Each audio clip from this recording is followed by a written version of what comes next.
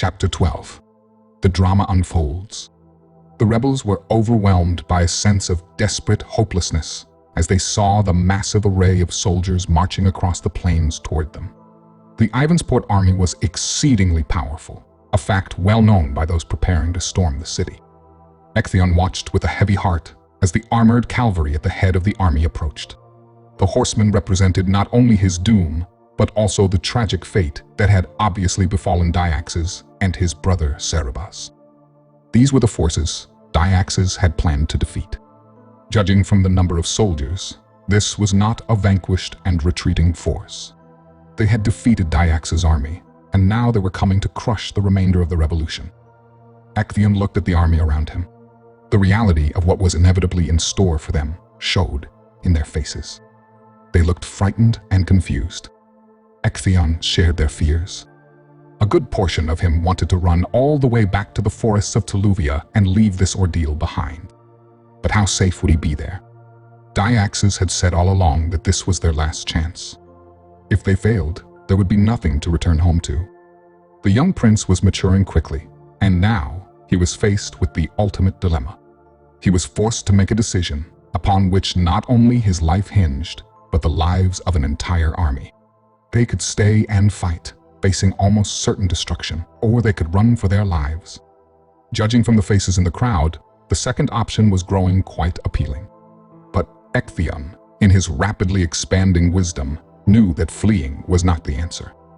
He, for one, would have nothing to live for if the Ursals prevailed. His family and home would undoubtedly be destroyed if they were not already. He guessed that the fate of the others would be no better. Urkai was not the forgiving type, and he would most likely severely punish any who dared to rise up against him. It was up to Ectheon to make this clear as he urged on his army. By looking at your faces, I can tell that most of you no longer want to fight, and I do not blame you, the prince said. I, too, am afraid, but we must ask ourselves, what will we have to live for if Urkai wins?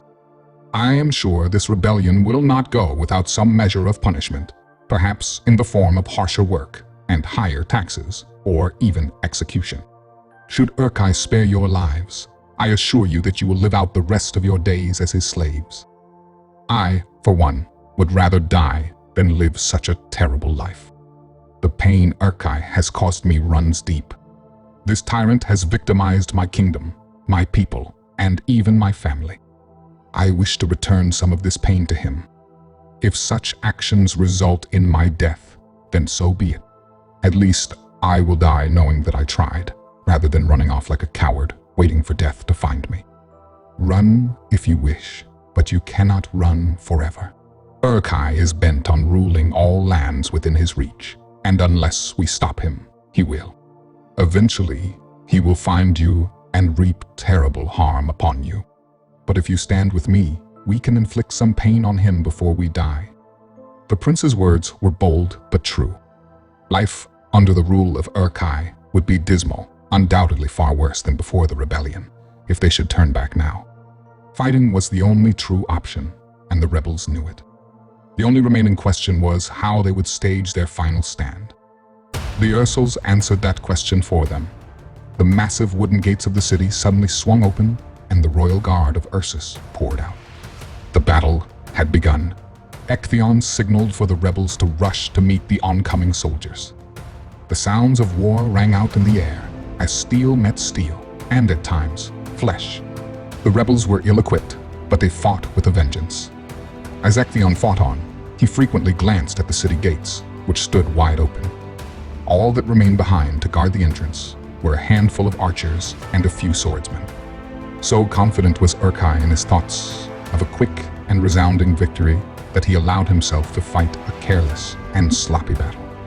He was spreading his royal guard thin, engaging the rebels on two fronts, Ectheon's army to the south and Tamar's army to the north.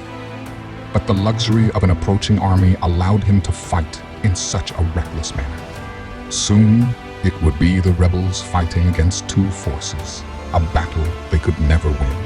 Even as Ectheon fought, he tried to think of a way to improve the position of his army. He searched for a weakness in the enemy that he could exploit.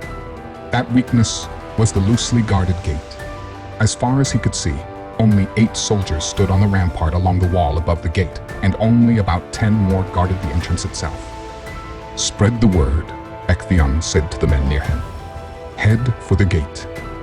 He then sheathed his sword and readied his bow. He took aim and let off the arrow. The shaft found its mark in the chest of an Ursal guard standing atop the wall. Ectheon shot off 7 more arrows, each with equal success. The threat of an air assault was now gone, leaving only the foot soldiers near the gate. All the rebels had to do was get to it. Ectheon and his men broke for the opening in the wall, slashing through any Ursal soldiers who stood in their way. By the time the Ursals became aware of what the rebels were doing, it was too late. The positions of the 2 armies had changed. The rebels now stood between the walls of Ursus and the Ursal army. Ectheon was the first to set foot in the city. The rebels' entrance into Ursus was not uncontested. A few bands of guards had remained behind as a token defense.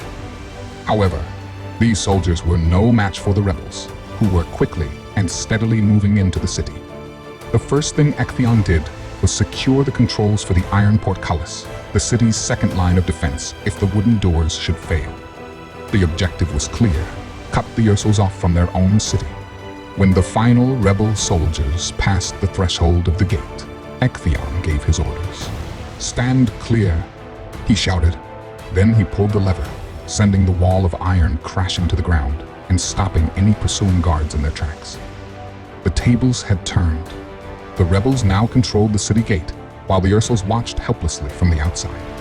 However, the rebels' success was not without a price. Over a third of their force had been lost in the heat of battle. Though the Ursals had received fewer casualties, their power was sharply reduced as they were now locked out of their own city. Realizing that the Ursals might try to force their way back into the city, Ectheon ordered the rebels to take action. Bows were taken from the fallen archers as the Ursals had their own weapons turned against them.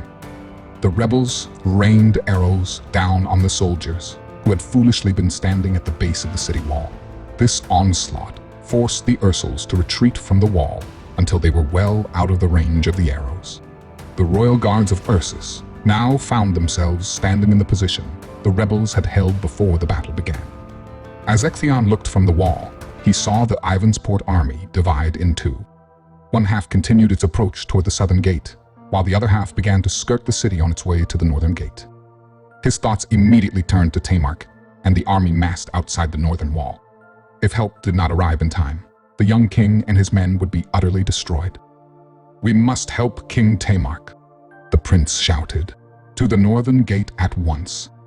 The rebels stormed through the city after their young commander. A group of archers remained behind to watch over the gate and hold the Ursal army at bay. The liberators of Ursus were greeted by crowds of cheering people as they made their way through the city streets. The jubilant mob made travel slow, much to the dismay of Ectheon, who knew that time was precious if Tamar and the others were to be saved. The greatest bottleneck occurred in the center of the city, where a crowd had gathered well before the battle had even started. In the center of the spacious courtyard, Ectheon saw a raised platform with a guillotine positioned ominously upon it. He quickly glanced up at the sky. Above him hung the noonday sun.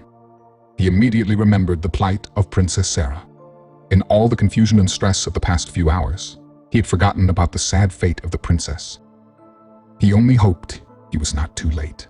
The prince turned to an elderly lady in the crowd and asked, "Is the execution over?" "It most certainly is," the woman replied. Ectheon's heart sank. He had come so close, only to miss rescuing the princess by a few minutes. His mind, dulled by an overwhelming sense of depression, faintly picked up the rest of the old woman's words. "Actually, it never even started," she continued. "When all of this ruckus broke out, King Orkai called off the execution and ran off to the castle." "What about the princess?" Ectheon asked eagerly. "Is she safe now?" "Hardly," the woman said. "The king took her with him." A wave of relief swept over the prince. Sarah still lived, though she was still in great danger. There was no telling what Orkai might do to her. Ectheon looked around and saw that the bulk of his army had already passed through the courtyard on its way to the northern gate. Having shown such initiative, Ectheon felt safe in assuming that they would know what to do when they got there. Therefore, he resolved to set off on his own to rescue Sarah. Tamar and his rebel army were engaged in a heated battle with the Ursals outside the northern gate of the city. The young king's heart sank as he saw the approaching riders from Ivansport.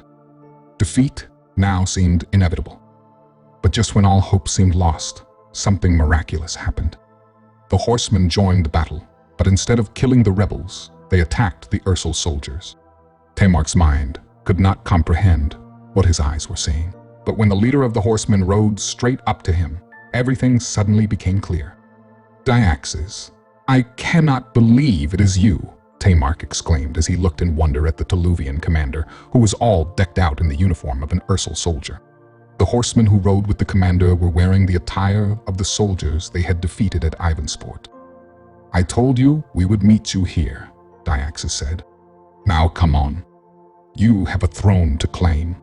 Ectheon had no trouble finding the king's castle.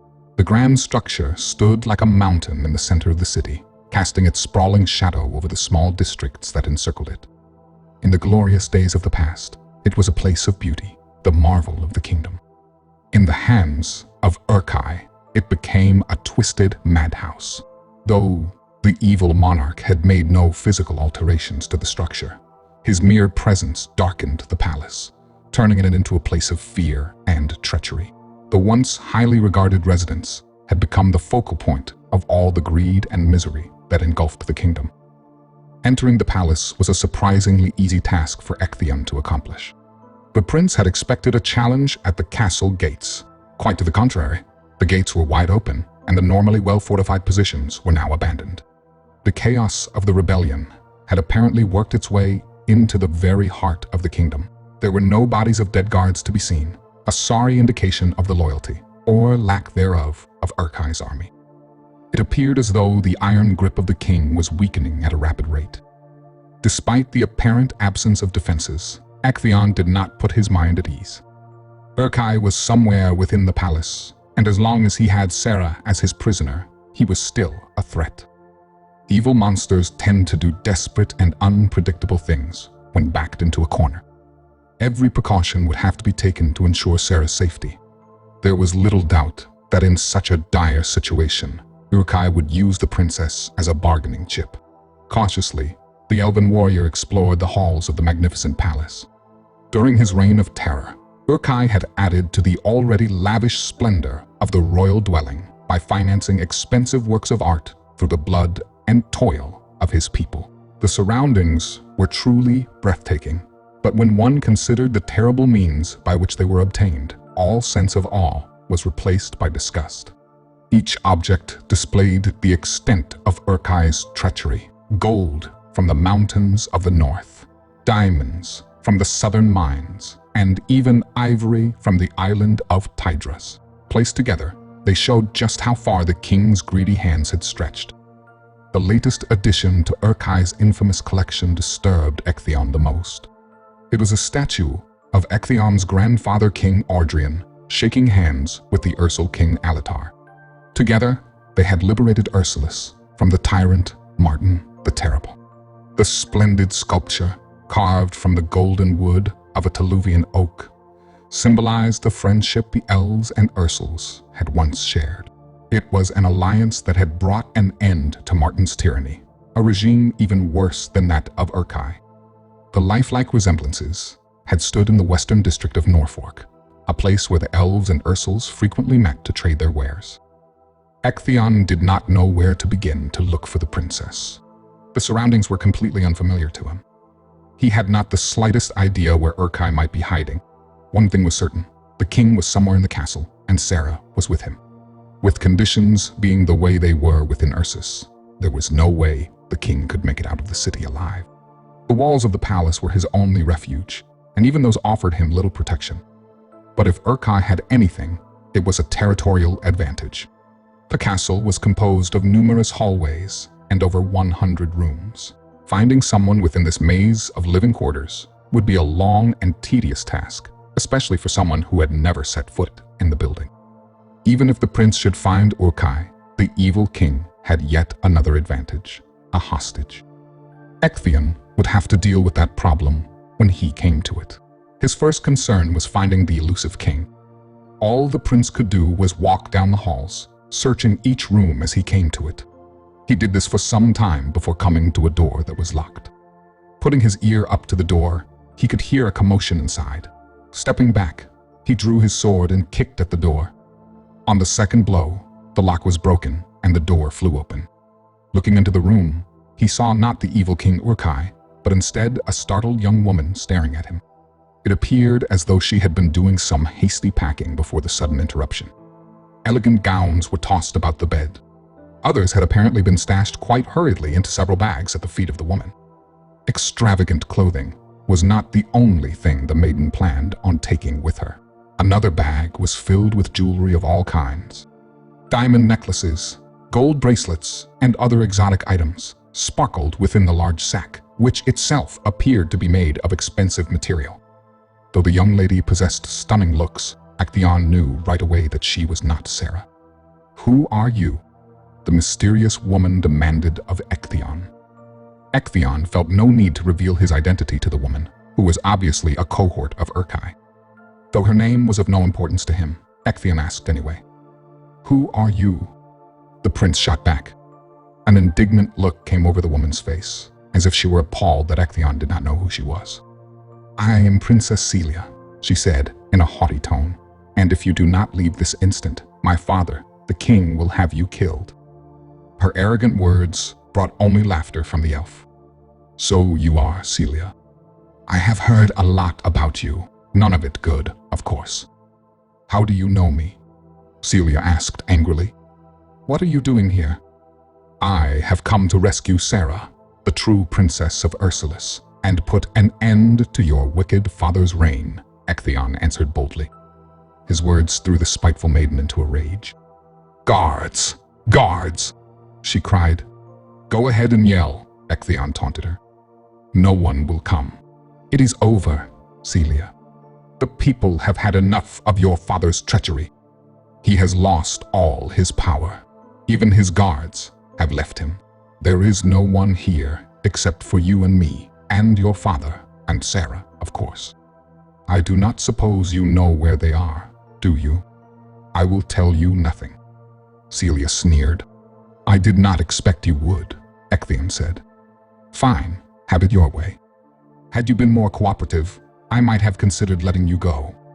But since you will not help me, I guess there is no reason for me to help you." Ectheon walked over to the bed and grabbed one of the dresses.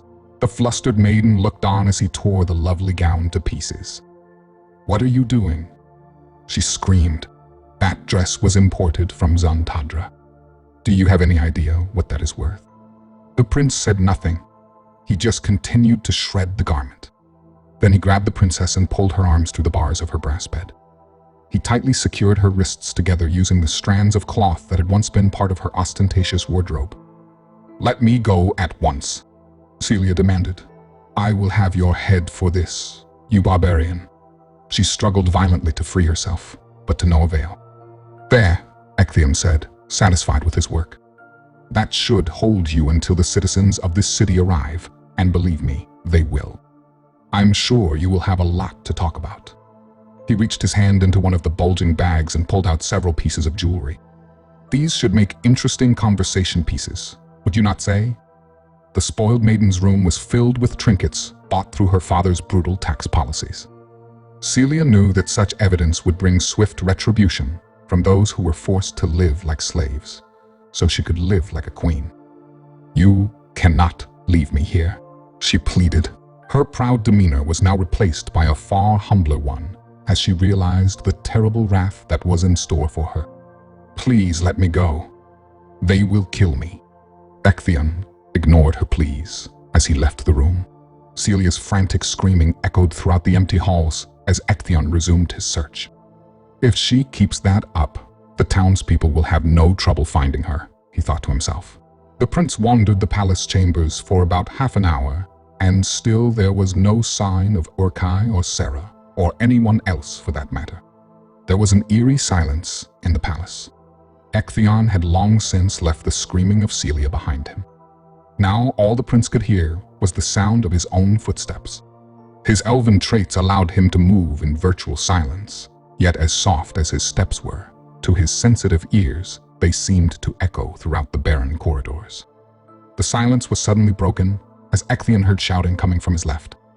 He walked over to a nearby doorway to find the source of the noise. Upon opening the door, Ectheon found himself looking out over a huge auditorium. The elven prince had stumbled upon one of the balconies of the Royal Theatre of Ursus.